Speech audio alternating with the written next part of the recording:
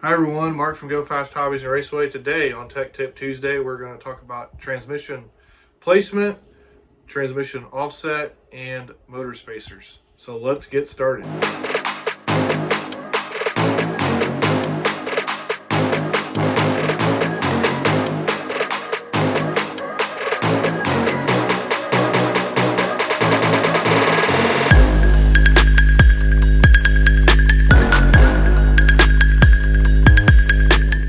So today we're going to talk about the transmission placement in the car, also the motor spacer that's available here from Velocity, the GFRP plus 10 transmission, and the plus 5 slipper eliminator. We're going to kind of go over how that stuff all works, and where you can kind of use it at, and what its advantages are and disadvantages are.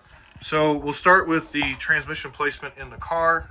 The further forward you move the transmission in the car, it's going to take away rear traction. The further back you move the transmission in the car, it's going to add traction because you're putting more weight in the back of the car.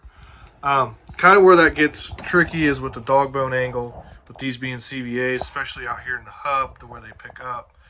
If you get a lot of dog bone angle, like you move the tranny way further forward or way farther back, you get a lot of angle. As this is spinning, it's trying to essentially drive the car on the ground, so it adds traction, mechanical traction. It doesn't add like weight traction when you move the transmission physically back in the car or physically forward. It'd be considered mechanical traction. So the other thing that's available from GFRP is a plus 10 transmission.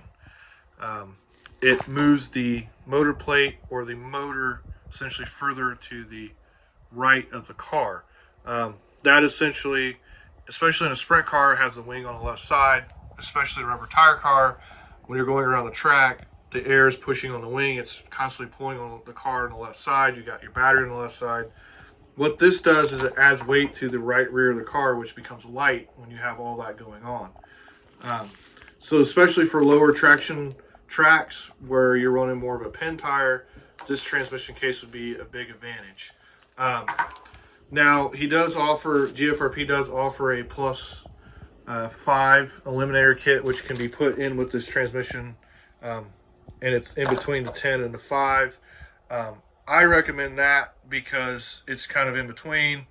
You can get this motor spacer from Velocity, which is like a star shape, fits most motors. You can put that on there, and you can center the motor back up in the car with the plus 5. So if you're running on more of a higher bite surface, let's say you kind of start out on pin and you kind of go to no pin or to a slick, these two would definitely be your best option in my opinion. That's just my opinion. This would be kind of more of the extreme where you're running on a track where you don't have a lot of bite, or it just doesn't have the grip that you need. I know there's guys that run this on high bite. I'm not saying that you can't do that and make it work. Obviously, the more weight you put on the right rear of the car, it's going to plant the right rear harder. So you're going to bury the right rear in the ground, so you've got to get the car unstuck. So guys play around with either putting brass over here or something like that. I like to do more of the mechanical stuff with the car. And that's why I would move the transmission, or I would just do the plus 5 and change that out. So hopefully it's been helpful.